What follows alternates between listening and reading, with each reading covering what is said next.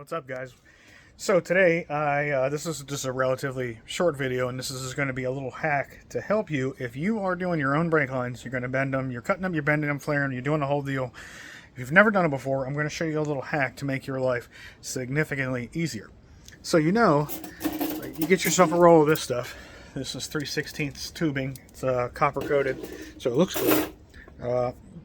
Not so it looks cool, but anyhow, that stuff is whatever it is. It's like $40 a roll, I think I paid. But it's a pain in the ass to bend. You know, you got to have your little bender, you got your cut tool, and all that stuff, right? And you're trying to plan out how to run your lines. So the little hack, which is some of you who are watching this already know it, but I'm going to show you, for those who've never done it before, something you can use. So you wanted to go to your local hardware store, preferably a Harbor Freight, because the stuff's cheaper there. Now the diameter really doesn't matter, but this is what I had anyway, just on my welding cart. Aluminum rod makes it significantly, one, longer, so you have more material to plan out your run. But then secondly, it's aluminum, so it's super soft, so you don't ain't gotta busy fiddle farting around. You ain't gotta be busy fiddling with your tubing bender, or whichever tubing bender you're going to use. You can just use your hands and then quickly make your bends, and if you screw one up, whatever, just start all over again. And then, or if you put a bend in the wrong spot, the material is soft enough that you can just straighten it out with your thumbs and then make your bend again. So I've already got one on the car now, and I'm going to show you. So today we're installing the TBM line lock in addition to their TBM master cylinder. And so you see the aluminum rod that goes up and down. By doing this, I can plan out my run, and see, all I gotta do is hold it up and it straightens it out.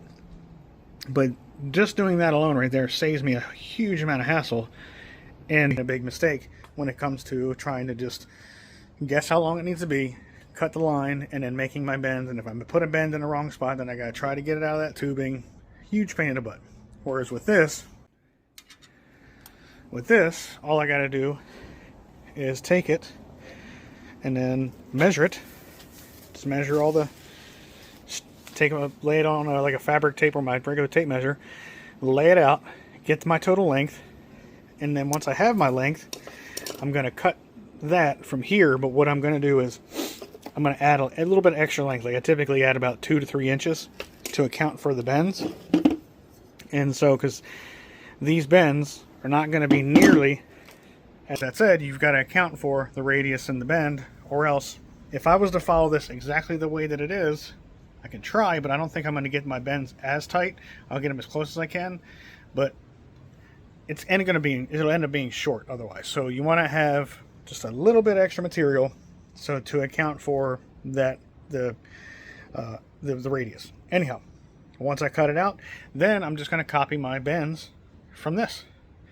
And then last thing, always remember, before you go and you use, where's the flare tool? Before you use your flaring tool, which is this guy, before you use that, do not forget to put your nuts on the tube, or else everything you just did was all for nothing.